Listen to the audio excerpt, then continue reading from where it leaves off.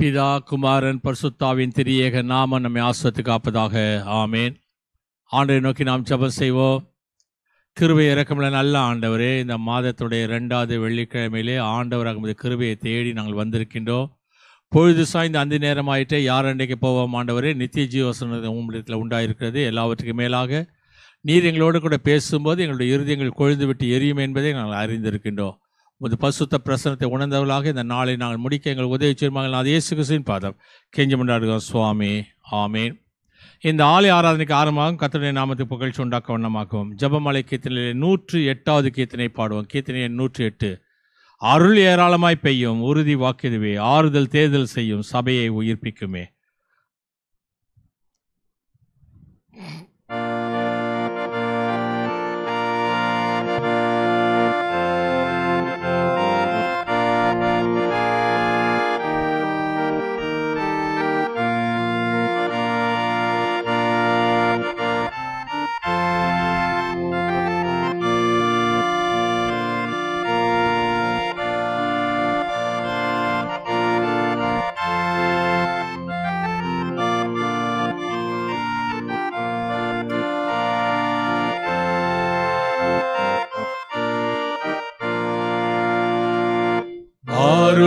அருளேராளமாய் பெய்யோ, உறுதி வாக்கெதுவே, ஆறுதல் தேறுதல் செய்யோ, சபையை உயிர்ப்பிக்குமே.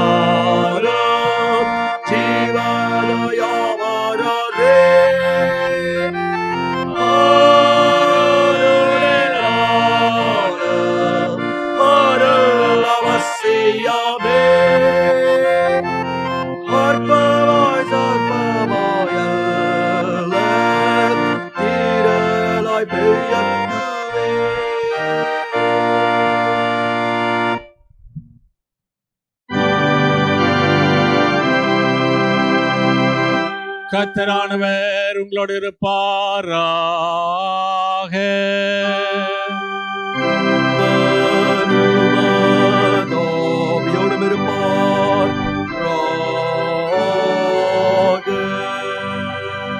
பிரார்த்தனை செய்வோமாக.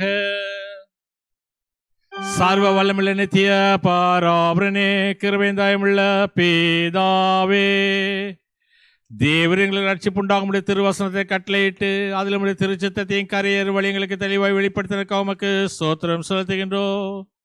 தேவரீங்களை கிருபாகட்சமாய் நோக்கி பார்த்து உம்முடைய திருவசனத்தில் அடங்கிய உச்சிதமான போதங்களுக்கு நன்றாய் தெரிய பண்ணவும், நம்முடைய திருவசனத்தை பரிசுத்தமாக எண்ணிக்கொண்டதை கவனமாக கேட்டு படித்து அதை கேட்டபடி செய்து நடக்கும் ஆவியினுடைய வரங்களை தந்தல்ல வேண்டும் என்று உமது நேசக்குமான கத்திரமாகிய இயேசு கிறிஸ்துவின் மூலமாய் உம்மை வேண்டி கொள்ளுகிறோம் சுவாமி.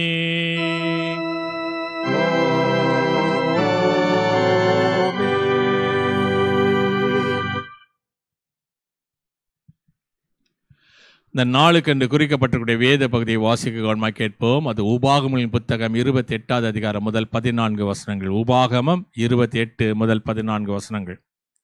இன்று நான் உனக்கு விதிக்கிற உன் தேவனாகிய கர்த்தருடைய கட்டளைகளின்படி எல்லாம் செய்ய நீ கவனமாய் இருக்கும்படிக்கு அவர் சத்தத்துக்கு உண்மையாய் செவி கொடுப்பாயானால் உன் தேவனாகிய கர்த்தர் பூமியில் உள்ள சகல ஜாதிகளையும் உன்னை மேன்மையாக வைப்பார். நீ உன் தேவனாகிய கர்த்தருடைய சத்தத்துக்கு செவி கொடுக்கும்போது இப்போது சொல்லப்படும் ஆசீர்வாதங்கள் எல்லாம் உன்மேல் வந்து உனக்கு பலிக்கும். நீ பட்டணத்திலும் ஆசீர்வதிக்கப்பட்டிருப்பாய், வெளியிலும் ஆசீர்வதிக்கப்பட்டிருப்பாய். உன் கர்ப்பத்தின் கனியும் உன் நிலத்தின் கனியும் உன் மாடுகளுடைய பெருக்கமும் உன் ஆடுகளுடைய மந்தைகளுமாகிய உன் மிருக ஜீவன்களின் பலனும் ஆசீர்வதிக்கப்பட்டிருக்கும். உன் கூடையும் மா பிசைகிற உன் தொட்டியும் ஆசீர்வதிக்கப்பட்டிருக்கும். நீ வருகையிலும் ஆசீர்வதிக்கப்பட்டிருப்பாய், நீ போகையிலும் ஆசீர்வதிக்கப்பட்டிருப்பாய்.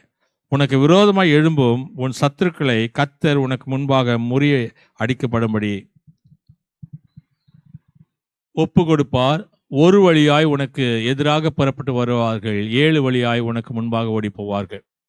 கர்த்தர் உன் களஞ்சங்களிலும் நீ கையிடும் எல்லா வேளையிலும் உனக்கு ஆசீர்வாதம் கட்டளையிடுவார். உன் தேவனாகிய கர்த்தர் உனக்கு கொடுக்கும் தேசத்திலே உன்னை ஆசீர்வதிப்பார்.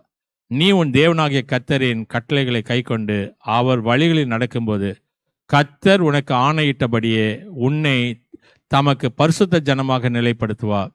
அப்போது கர்த்தருடைய நாமம் உனக்கு தரிக்கப்பட்டது என்று பூமியின் ஜனங்கள் எல்லாரும் கண்டு உனக்கு பயப்படுவார்கள். உனக்கு கொடுப்பேன் என்று கர்த்தர் உன் பிதாக்களுக்கு ஆணையிட்ட தேசத்தில் கர்த்தர் உன் கர்ப்பத்தின் கனியிலும் உன் மிருக ஜீவன்களுடைய பலன்களையும் உன் நிலத்தின் கனியிலும் உனக்கு பரிபூர்ணமான நன்மை உண்டாக கட்டளையிடுவார். ஏற்ற காலத்தில் உன் தேசத்திலே மழை பெய்யவும் நீ கையிட்டு செய்யும் வேலைகள் எல்லாம் ஆசீர்வதிக்கவும் கர்த்தர் உனக்கு தமது நல்ல பொக்கிஷசாலியாக வானத்தை திறப்பார். நீ அநேக ஜாதிகளுக்கு கடன் கொடுப்பாய், நீயோ கடன் வாங்காதிருப்பாய். இன்று நான் உங்களுக்கு விதிக்கிற வார்த்தைகள் யாவையும் விட்டு விலகி வேறே தேவர்களை சேவிக்கும்போது நீ வலதுபுறம் இடதுபுறம் சாயாமல் இன்று நான் உனக்கு விதிக்கிற உன் தேவனாகிய கர்த்தருடைய கட்டளைகளை கைக்கொள்ளவும் அதுபடி நடக்கவும் அவைகளுக்கு செவி கொடுத்து வந்தால் கர்த்தர் உன்னை வாளாக்காமல் தலையாக்குவாய், நீ கீழாகாமல் மேலாவாய் என்பது. வாசிக்கும்படியாக தெரிந்து கொள்ளப்பட்ட வேத பகுதி வாசிக்கப்பட்டு முடிந்தது. கர்த்தர் தாமே இந்த வசனங்களை நமது இருதயங்களிலே நித்திய ஜீவனுக்கு என்று திறமளித்து காப்பாராக. ஆமேன். நாம் உலகமெங்கிலும் உள்ள சகல கிறிஸ்துவ மக்களோடு நாமும் ஒருங்கிணைந்தவர்களாய் நமது விசுவாசத்தை அப்போஸ்தலர் விசுவாச பிரமாணத்தின் மூலம் பயபக்தியோடு அறிக்கை செய்வோம். பரலோகத்தையும் பூலோகத்தையும் படைத்த சர்வத்துள்ள பிதாவாகிய பிராமணனை விசுவாசிக்கின்றேன். அட ஒன்றான குமாரநாதர் இயேசு கிறிஸ்துவை விசுவாசிக்கிறேன். இவர் பரிசுத்தாவினால் கர்ப்பமாக உற்பவித்து கன்னிமிடத்தில் பிறந்து பொந்தி பிலாத்தின் பாடுபட்டு சிலுவையில் அறையுண்டு மரித்து அடக்கம் பண்ணப்பட்டார். பாதாளத்தில் இறங்கி 3ஆம் நாள் மருத்துவத்தை ஒழித்தெழுந்தார். பரமடத்துக்கு ஏறி சர்வத்துள்ள பிதாவாகிய பிராமணனை வளர்பட்டிருக்கிறார். அவருடைய ஜீவனோரி மருத்துவ ஞானத்திற்கு வருவார். பரிசுத்தாவினை விசுவாசிக்கிறேன். பொதுவான பரிசுத்த சபையும் பசுவோட ஐக்கியமும் மன்னிப்பும் மாம் சுவைத்ததிலும் நித்திய ஜீவன் உண்டு என்று விசுவாசிக்கிறேன். ஆமென். நாம் அறிக்கை செய்த இந்த விசுவாசம் நாம் இன்று மட்டுமல்ல நமது மரணமற்ற இல்லத்திற்கு எல்லாம் உள்ள தூய ஆவியானவர் உங்களுக்கு எனக்கு துணை செய்வாராக. ஆமென்.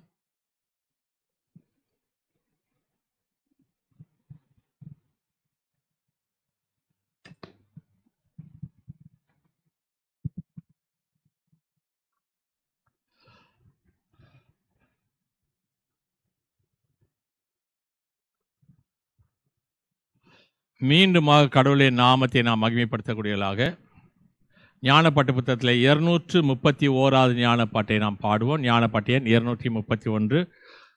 இவ்வந்தி நேரத்தில் எங்கே போய் தங்குவீர் என் இயேசுவே, என் நெஞ்சில் நீ பிரவேசிக்கும் மா பாக்கியத்தை அருளும்.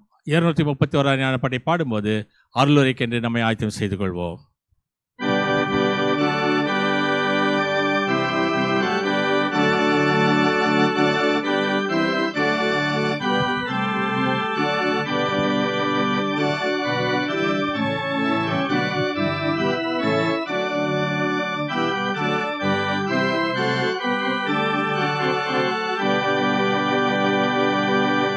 இவதே நேரத்தில் எங்கே போய் தாங்குவீரனே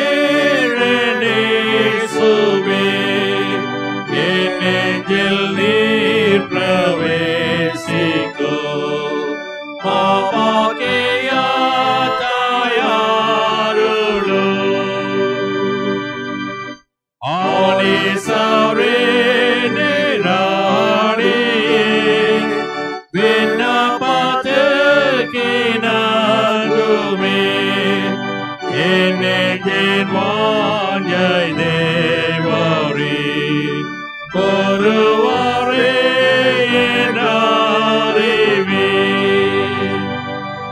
பொழுது சாய்ந்து போயிற்று ஈரானேருகி வந்தது பொழுதே ஈராவிலோ இவ்வேளையாய் விடாதேயோ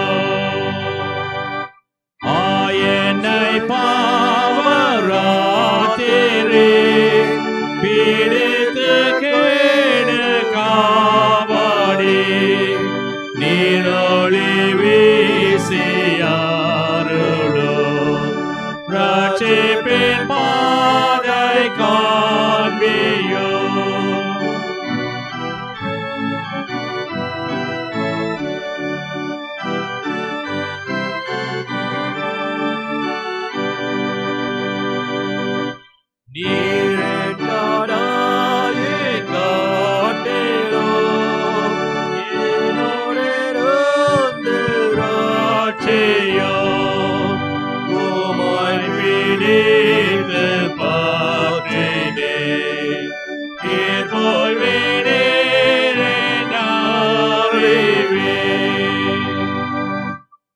நம்முடைய பிதாவாகிய கடவுளிடத்திலிருந்தும் ஆண்டவராகிய இயேசு கிறிஸ்துவிடத்திலிருந்து உங்களுக்கு கிருபையும் சமாதானம் உண்டாவதாக.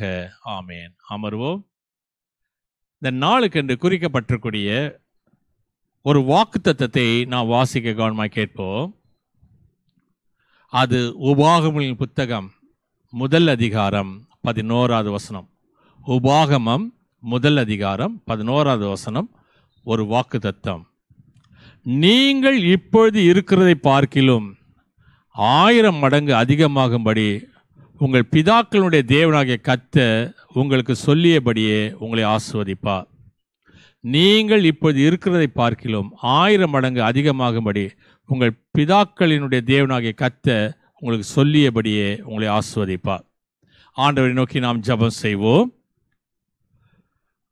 எங்களை நேசிக்கக்கூடிய நல்ல ஆண்டவரே, ஆசீர்வதிக்கக்கூடியவரே, மீண்டுமாக உமது வாக்குத்தத்தத்தை நாங்கள் பற்றி நாங்கள் நிற்கின்றோம்.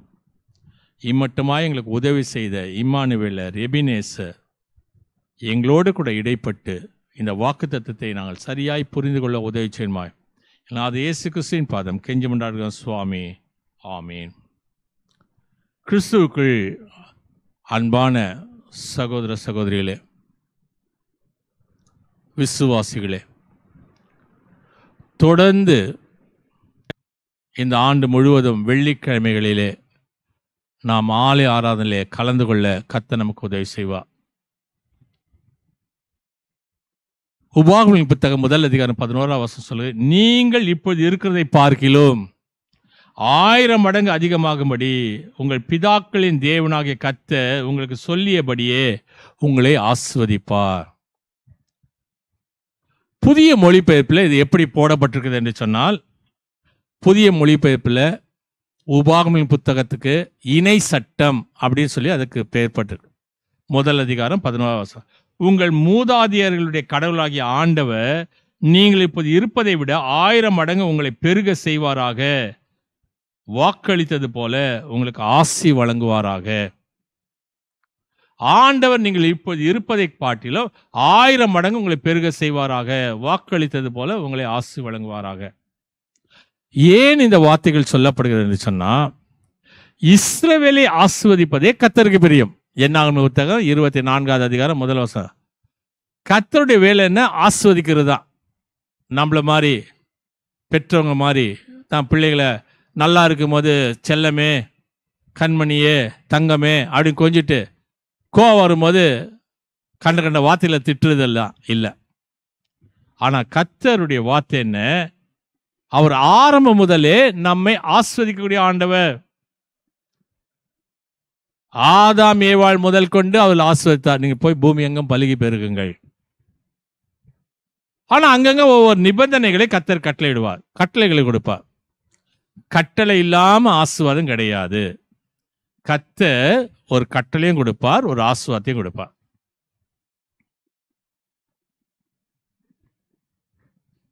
இப்போது வாசிக்கேட்ட இந்த பகுதியில் 1000 மடங்கு என்று சொல்லப்படுகிறது. முதல்ல நம்ம பார்ப்போம் 2 மடங்கு ஆசீர்வாதம். 2 மடங்கு ஆசீர்வாதம். 2 ராஜாக்கள் புத்தகம் 2வது அதிகாரம் 9வது வசனம். எலிசா, உம்மிடத்தில் உள்ள வரம் எனக்கு இரட்டிப்பாய் கிடைக்கும்படி வேண்டும் என்றார். எலியா பரலோகத்துக்கு போறாரு. ஏன்னு சொன்னா அவர் கேட்டாரு, போதும் கர்த்தாவே நான் என் ஆத்மா எடுத்துக்கொள்ளோன்னு சொன்னா சரி வாப்பான்ட்டாரு. இவர் போறதுக்கு முன்னாடி எலிசாவை அபிஷேகம் பண்ணார். எலிசாவை அபிஷேகம் பண்ண பிறகு எலிசா அவர் பின்னாடியே போனாரு. இவர் மேல போறாருன்னு அவருக்கு தெரிஞ்சுக்கிட்டு அவருக்கு பின்னாடியே போக ஆரம்பிச்சிட்டார். பின்னாடியே போக ஆரம்பிச்ச உடனே இவர் விடுற மாதிரி இல்லை, 4 இடத்துக்கு போகின்றார்கள். இப்போ ஒரு காரியத்தை சொல்லுகின்றா, ஏப்பா நான் போறதுக்குள்ள உனக்கு என்னது வேணும்னா கேளுப்பா. ஒன்றும் இல்லைங்க, உங்களிடத்துல ஆவியினுடைய வரம் இருக்குல்ல, அது ரெட்டிப்பா எனக்கு கொடுங்க அப்படின்னு சொல்லி கேட்கிறார். இவர் கொடுக்குறேன்னு சொல்லணும்ல. இல்ல இல்ல, நான் மேல போறதை நீ பார்த்தா உனக்கு கிடைக்கும்ன்றார். இப்ப என்ன நடக்குது? ஆவியினுடைய வரங்கள் இருந்தாதான் ஜனங்களுக்கு நன்மை செய்ய முடியும். ஆவியினுடைய வரங்கள் இருந்தாதான் கர்த்தரே தேவன் என்று நிரூபணம் செய்ய முடியும். இந்த அற்புத அடையாளம் எல்லாம் செய்யணும்னு சொன்னா கர்த்தரிடத்துல இந்த ஆண்டு வரத்தை கேளுங்கள், ஆவியின் கனிகளை கேளுங்க. இதற்காக எந்த தியாகத்தையும் செய்ய ஆயத்தமா இருங்க. ஏன்னு சொன்னா இந்த எலிசா எலியாவினிடத்துல தீர்க்கதரிசியா இருந்தவர் என் பின்னாடி வான்னு சொன்ன பிறகு தன்னுடைய ஏர் மாடுகளையும் தன்னுடைய ஏரையும் ஏரை வெட்டி விறகாக்கி மாட்டை சமைச்சு முடிச்சிட்டார். ஆவியினுடைய வரங்கள் வேண்டும் என்று சொன்னா முதலாவது தியாகம் இருக்கணும். ரெட்டிப்பான ஆசீர்வாதத்துக்கு தன்னை தியாகம் செய்ய வேண்டும். இந்த ரெட்டிப்பான ஆசீர்வாதத்தை பெற்ற இன்னொரு மனித வேதத்தில் உண்டு, யோபு. எவ்வளவு துன்பங்கள் துயரங்கள் வந்தாலும் சோர்ந்து போகாமல் கர்த்தரே தேவன் என்று சொல்லி கர்த்தரை நம்பி இருந்ததுனால அவருக்கு ரெட்டிப்பான ஆசீர்வாதத்தை கர்த்தர் கொடுத்தார். 2 மடங்கு ஆசீர்வாதம். இந்த ஆண்டுல 2 மடங்கு ஆசீர்வாதம் உங்களுக்கு வேணும்னு சொன்னா கர்த்தரிடத்துல கேளுங்க, ஆண்டவரே ஆவியினுடைய வரங்களை ரெட்டிப்பாய் தாரும் என்று சொல்லு. அடுத்த காரியம் சொல்லுகிறது 5 மடங்கு ஆசீர்வாதம். 5 மடங்கு ஆசீர்வாதம் யாருக்கு? இந்த 5 மடங்கு ஆசீர்வாதம் என்று சொன்னா ஆதியாகமம் புத்தகம் 43வது அதிகாரம் 34வது வசனத்துல எல்லோருடைய பங்குகளை பார்க்கிலும் பென்யமீனுடைய பங்கு 5 மடங்கு அதிகமாயிருந்தது. இந்த சம்பவம் நமக்கு தெரியும். யோசேப்புடைய தம்பி பென்யமீன். இந்த பென்யமீன் பார்க்கணும்னு சொல்லி கூப்பிட்டு சொல்றாரு. வந்து பார்க்கிறான். போகும்போது யோசேப்பு தன் சகோதரர் எல்லாருக்கும் உணவு வகைகளை பங்கிட்டு கொடுத்துட்டு பென்யமீனுக்கோ 5 மடங்கு அதிகமாய் கொடுக்கின்றார். ஆதியாகமம் 43வது அதிகாரம் 34. 5 மடங்கு ஆசீர்வாதம். ஏன் மற்றவங்களுக்கு கொடுக்க வேண்டியதானே? இல்ல, பென்யமீன் தன் தாயினுடைய வயிற்றில் பிறந்தவன், ஒரு தாய் பிள்ளைகள். யோசேப்புக்கு உள்ளம் உருகிற்று. வேதம் சொல்லுகிறது 33வது அதிகாரம் உபாகமம் 12வது வசனத்துல, கர்த்தருக்கு பிரியமானவன் அவரோட சுகமாய் தங்கியிருப்பான், அவனை எந்நாளும் அவர் காப்பாற்றி அவன் எல்லைக்குள்ளே வாசமாயிருப்பார். கர்த்தருக்கு பிரியமானது நீ செய்யும் போது கர்த்தர் உன்னை 5 மடங்கு ஆசீர்வதிப்பார். கர்த்தருக்கு நீ பிரியமானதை செய்யும் போது, நீ கர்த்தருடைய சகோதரன், கர்த்தருடைய பிள்ளை, கர்த்தர் உன்னை ஆசீர்வதிப்பார். 2 மடங்கு ஆசீர்வாதம், 5 மடங்கு ஆசீர்வாதம். 3வது காரியம் பார்க்கின்றோம், 10 மடங்கு ஆசீர்வாதம். யாருக்கு? தானியேல் எழுதின புத்தகம் 1 அதிகாரம் 17-20 வசனங்கள். ஞானத்துக்கு புத்திக்கும் அடுத்த எந்த விஷயத்திலும் ராஜாவிலே கேட்டு விசாரித்தான். அதிலே தன் ராஜ்யம் எங்கும் உள்ள சகல சாஸ்திரிகளிலும் ஜோசியர்களையும் அவளை 10 மடங்கு சமத்தராக கண்டான். போஜனத்தினாலும் திராட்சை ரசத்தினாலும் தன்னை தீட்டுப்படுத்தலாகாதென்று கண்டு தன் இருதயத்தில் தீர்மானம் பண்ணி கொண்டான். யாரு? இந்த தானியேல், சாத்ராக், மேஷாக், ஆபேத்நேகோ என்று சொல்லக்கூடிய இவர்கள் ராஜா கொடுக்கக்கூடிய ஆகாரம் தங்களுடைய வாழ்க்கையில அது தங்களை தீட்டுப்படுத்தும் என்று சொல்லி பருப்பியும் கீரியும் சாப்பிட்டு, அந்த பிரதானி சொல்றான்ப்பா, நீ இதை சாப்பிட்டீனா நீ எலும்பும் தோலுமா இருந்தா ராஜாக்கு முன்னாடி போய் நிற்கும் போது ராஜா என்ன சொல்வாரு? என்ன தண்டிப்பாரு? அப்போ அவங்க சொல்ற, எங்களுக்கு நீங்க கொஞ்ச நாள் கொடுத்து பாருங்க, அதுக்கு பிறகு நீங்க சொன்ன மாதிரி நாங்க எலும்பு தோலுமா இருந்தா நீங்க சொல்றதை நாங்க செய்யறோம்.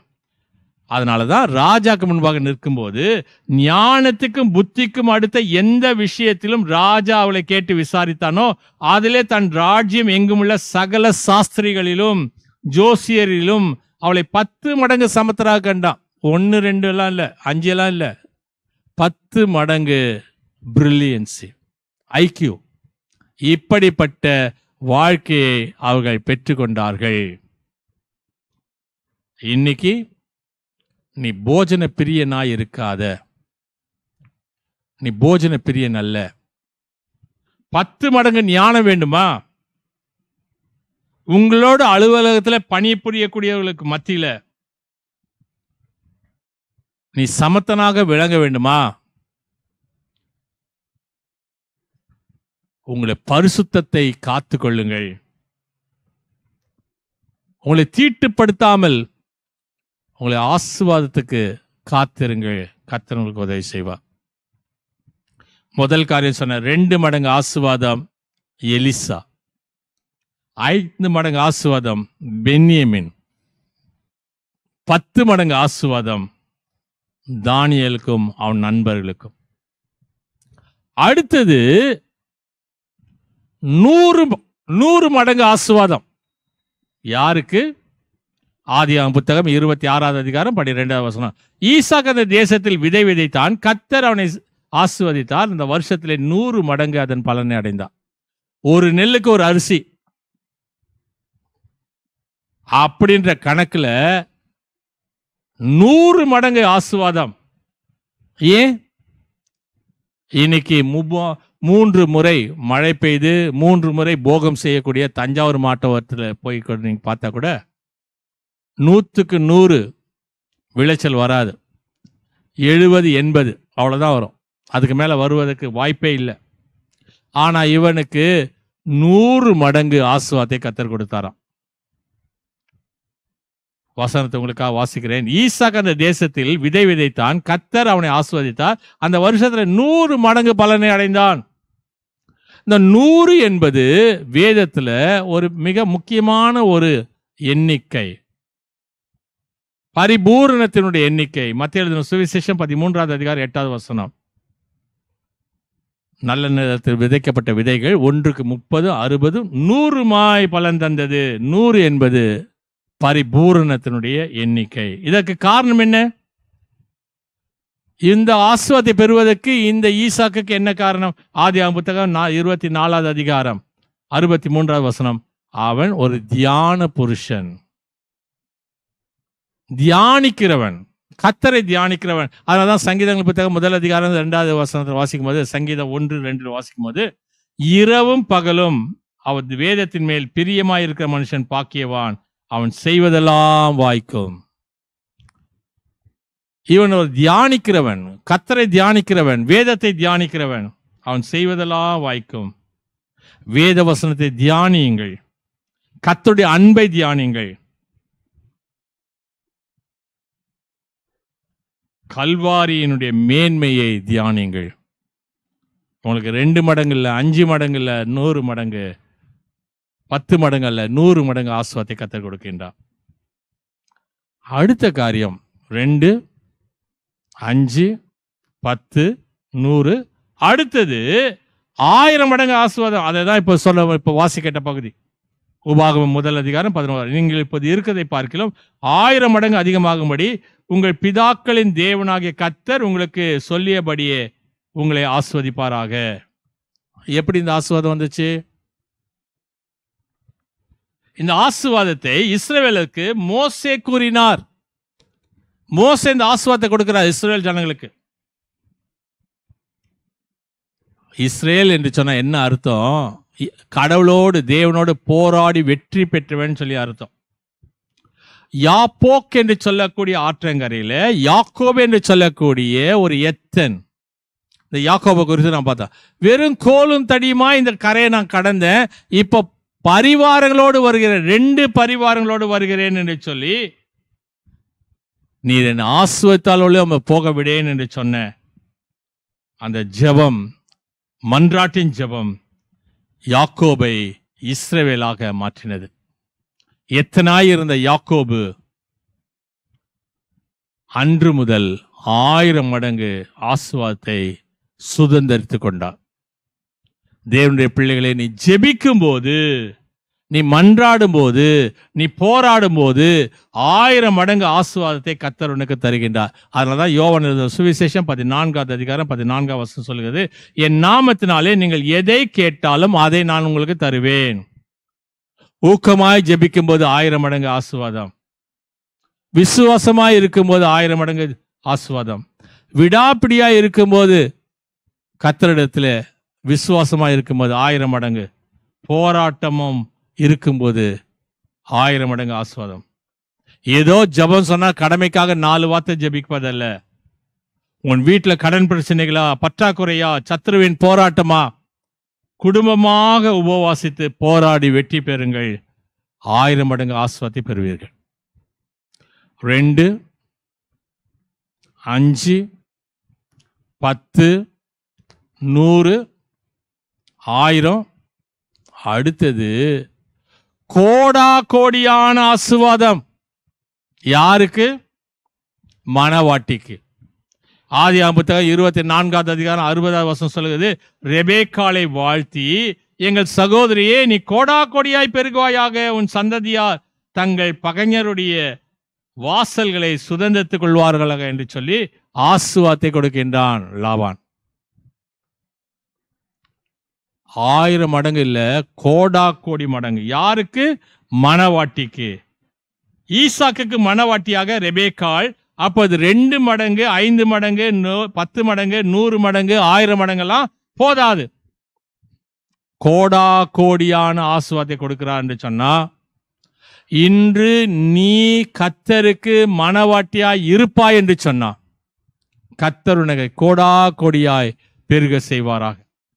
1 கொரிந்தியர் 11:2 சொல்கிறது, உங்களை கிறிஸ்து என்னும் ஒரே புருஷனுக்கு ஒப்பு கொடுக்க நியமித்தபடியால் உங்களுக்கு தேவ வைராக்கியம் கொண்டிருக்கின்றேன். கர்த்தருடைய மணவாட்டியாக நீ மாறும்போது, சுத்திகரிப்பிலும் ஆராதனையிலும் உன்னை ஆயத்தப்படுத்தும் போது, நிச்சயமாகவே கர்த்தர் உன்னை கோடா கோடியாய் ஆஸ்வதிப்பார். அதனாலதான் இந்த வசனம் சொல்கிறது, வெறும் 2 மடங்கு வேண்டாம், 5 மடங்கு வேண்டாம், 10 மடங்கு வேண்டாம், 100 மடங்கு வேண்டாம், 1000 மடங்கு வேண்டாம். கோடா கோடியாய் நான் பெருகுவதற்கு, நான் மணவாளனுடைய மணவாட்டியாய் அலங்கரிக்கப்படுவதற்கு ஆயத்தம் செய்ய வேண்டும். அந்த ஆசீர்வாதத்தை இந்த நாளிலே, இந்த ஆண்டிலே நாம் பெற்றுக்கொள்ள தூய ஆவியானவர் உங்களுக்கு எனக்கு துணை செய்வாராக.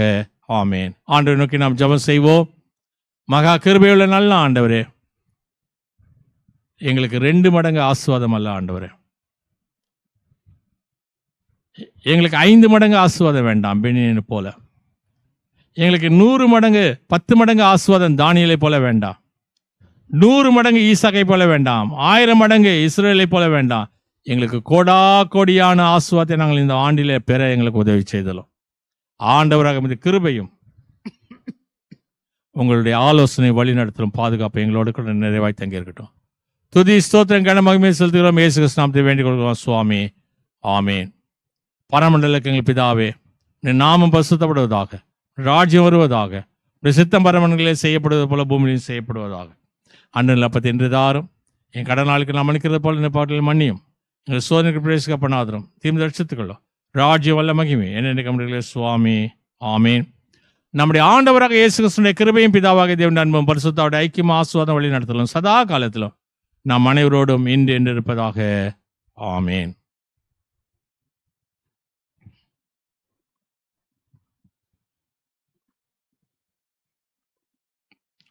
மீண்டுமாக கடவுளுடைய நாமத்தை நாம் மகிமைப்படுத்தக்கூடியவர்களாக ஞான பாட்டு புத்தகத்தில் 109வது ஞான பாட்டின் முதல் 4 சரணங்களை பாடும்போது நம்மையும் நம் காணிக்கைகளையும் கர்த்தருக்கென்று படைப்போம். ஞான பாட்டு எண் 109. என் மேய்ப்பர் கர்த்தரானவர் நன்றாக காத்து வந்தார், அனைத்தையும் என் இரட்சகர் குறைவில்லாமல் தந்தார், அனைத்திலும் ருசிகர தெய்வீக வார்த்தையாகிய நல்ல மேய்ச்சல் எனக்கு உண்டு. 109 ஞான பாட்டின் முதல் 4 சரணங்களை பாடுவோம்.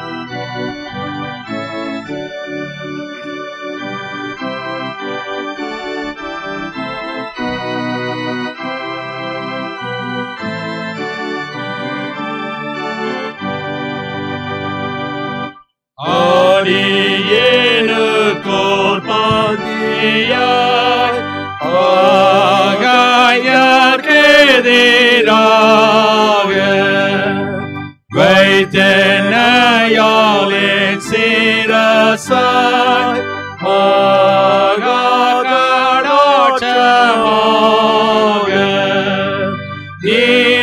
அபிஷேகம் செய்கிறீர்.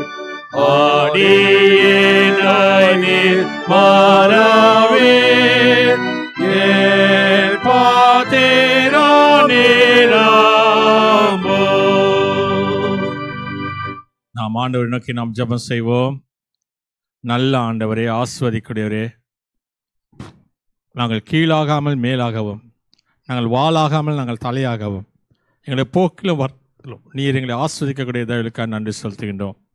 எல்லாவற்றுக்கும் மேலாக 2 மடங்கு 5 மடங்கு 10 மடங்கு 100 மடங்கு 1000 மடங்கு அல்ல, எங்களுக்கு கோடா கோடியான ஆசீர்வாதத்தை பெறுவதற்கு உமது கிருபை எங்களை தாங்க வேண்டுமா கேட்கிறோம். ஆண்டவராக உமது கருத்திலிருந்து பெற்றுக்கொண்டதே நன்றியுள்ள இருதயத்தோடு காணிக்கைகளாக படைக்கிறோம். ஆண்டவராக நீதாம் இந்த காணிக்கைகளையும் படைத்தருடைய அருமையான மக்களுடைய இருதயத்தினுடைய விருப்பங்களை ஏற்றுக்கொண்டு ஆசீர்வாதத்தை வழிநடத்தி தாங்க வேண்டுமாய் நான் இயேசு கிறிஸ்துவின் பாதம் கெஞ்சி மன்றாடுகிறோம் சுவாமி. ஆமீன்.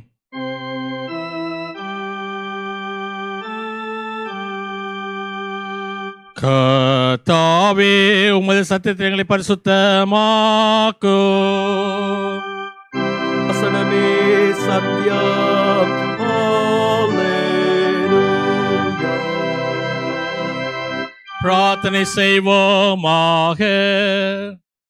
கர்த்தாவாகிய பராபரன் எங்களாகிய இயேசு கிறிஸ்துவின் பிதாவே, தேவரின் அளவில்லாத இரக்கத்தின்படி உமது வசனத்தை எங்களுக்கு கொடுத்து அதை கொண்டு எங்களுக்கு ஒரு சபையாக கூட்டி சேர்த்து வளர்த்து வருகிற உடைய பிதாவான தயவுக்காக உமக்கு ஸ்தோத்திரம் செலுத்துகின்றோம்.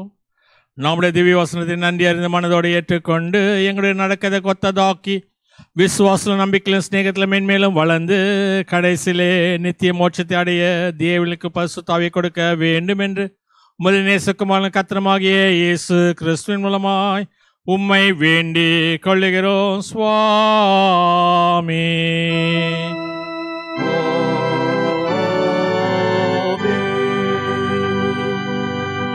கர்த்தரானவர் உங்களோடு இருப்பாராக.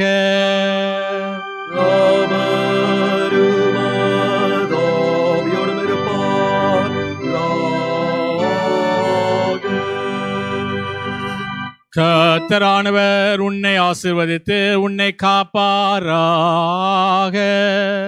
கர்த்தரானவர் தம்முடைய திருமுகத்தை உன்னில் பிரகாசிக்க செய்து உன் பேரில் கிருபை உள்ளவராயிருப்பாராக. கர்த்தரானவர் தம்முடைய திருமுகத்தை உன்னில் ஏறெடுத்து உனக்கு சமாதானம் தந்தழுவாராக.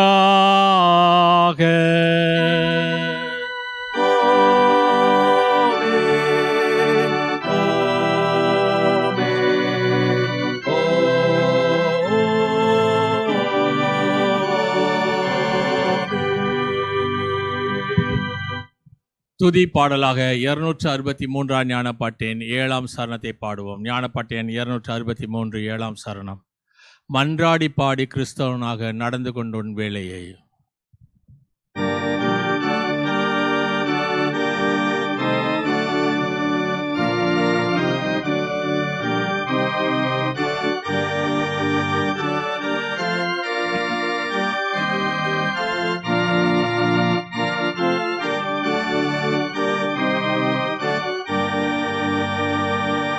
மன்றாடி பாடி கிறிஸ்தவனாக நடந்து கொண்டோன் வேளையாய் நீ உண்மையோடு செய்வாயாக.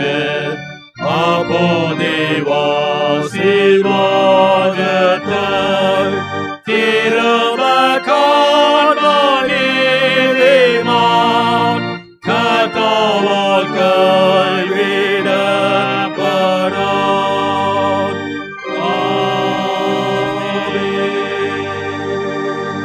என் ஆத்துமாவே கர்த்தரை ஸ்தோத்திரி, என் முழு உள்ளமே அவருடைய பரிசுத்த நாமத்தை ஸ்தோத்திரி.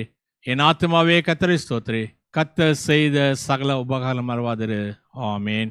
சுவாமி கிருபையாயிரும், கிறிஸ்துவே கிருபையாயிரும், சுவாமி கிருபையாயிரும். ஆமேன். பராபரனுக்கு ஸ்தோத்திரம்.